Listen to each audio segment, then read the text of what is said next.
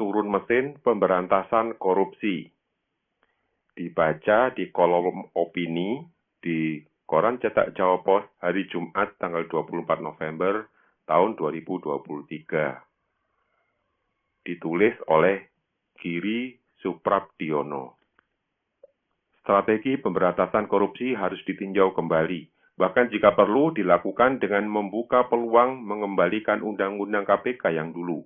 Presiden harus menunjukkan sinyal keseriusan, terutama di masa akhir kepemimpinannya saat ini.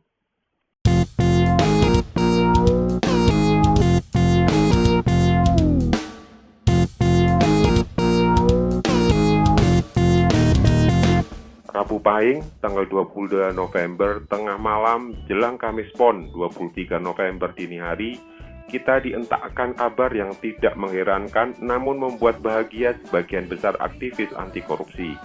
Tidak terkecuali saya dan rekan-rekan korban tes wawasan kebangsaan (TWK). Malam itu, Firly Bahuri, Ketua KPK, ditetapkan sebagai tersangka oleh Polda Metro Jaya. Tidak tanggung-tanggung, Firly dijerat dengan 3 pasal, yakni dugaan gratifikasi, pemerasan, dan penerimaan hadiah. Tidak mustahil hukuman maksimal seumur hidup bakal dijalaninya apabila telah diputuskan bersalah oleh pengadilan. Tentu ini sebuah ironi karena seorang ketua KPK menjadi tersangka di kasus korupsi yang sedang ditanganinya. Ini menjadi skandal yang memalukan sejarah pemberantasan korupsi di negeri ini. Daya kejutnya lebih besar daripada mundurnya kepimpinan KPK lain di periode yang sama, yakni Lili Pintauli Siregar. Bagi saya, Firly bukanlah Firly. Firly adalah konteks, istilah yang saya pinjam dari politikus saat ini yang kerap berakrobat dengan diksi dan narasi atas ketidakkonsistenannya dalam berpihak. Firly adalah konteks pemberantasan korupsi yang sedang mengalami kemunduran hebat dan menuju bencana. Sebuah KPK sedebekel bencana terhadap runtuhnya kepercayaan publik dalam pemberantasan korupsi, kolusi, dan nepotisme (KKN). Di era kepemimpinan Firly, skor Indeks Persepsi Korupsi (IPK) merosot dari skor 40 pada 2019 menjadi 34 pada tahun 2022, turun sebanyak 6 poin. Sebuah penurunan IPK terburuk sepanjang sejarah reformasi. Menurut Economic Implications Research Papers yang dirilis pada 2007 dan 2008, penurunan 1 poin skor IPK setara dengan kehilangan 273 triliun rupiah GDP suatu negara. Artinya, penurunan 6 poin IPK setara dengan kehilangan 1.638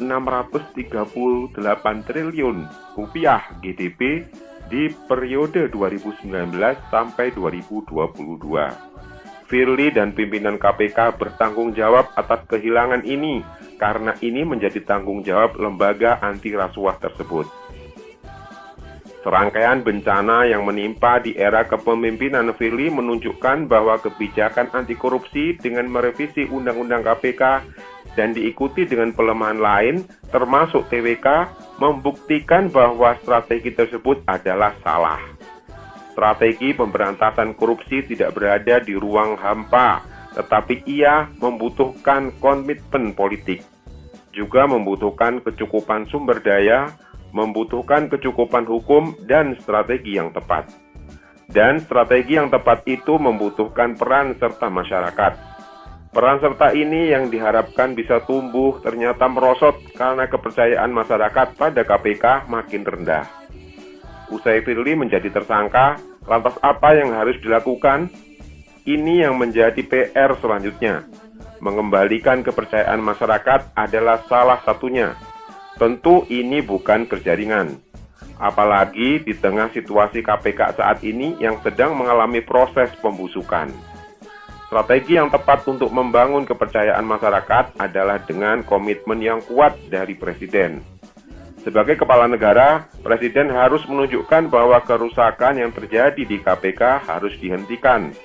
Strategi pemberantasan korupsi harus ditinjau kembali. Bahkan, jika perlu dilakukan dengan membuka peluang mengembalikan Undang-Undang KPK yang dulu. Presiden harus menunjukkan sinyal keseriusan, terutama di masa akhir kepemimpinannya saat ini.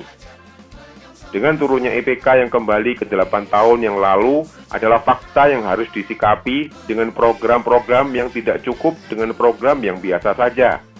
Kita mesti berkaca pada strategi yang dilakukan Malaysia ketika terpuruk dalam penurunan IPK dan kemudian bisa menaikkan IPK sebanyak 6 poin di zaman Mahathir Muhammad. Strategi-strategi yang bisa dilakukan, misalnya menjauhkan politikus untuk menduduki posisi di BUMN atau menduduki posisi-posisi strategis, semisal menjadi duta besar dan lain-lain. Berikutnya adalah memperkuat KPK dengan menjadikan champion-champion KPK untuk ditempatkan di posisi penting di pemerintahan, termasuk di BUMN dan sektor-sektor yang dianggap penting.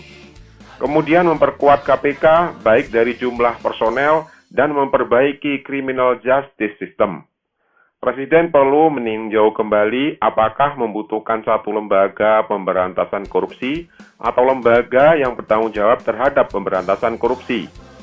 Yang berikutnya adalah strategi memperkuat fungsi khusus pemberantasan korupsi, misalkan kewenangan dalam penindakan, termasuk memperkuat sanksi-sanksi. Yang terakhir adalah membangun keteladanan.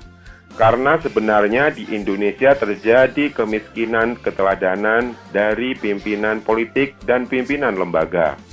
Jadi, apapun upaya pendidikan dan pencegahan tidak akan berhasil jika dilakukan tanpa keteladanan.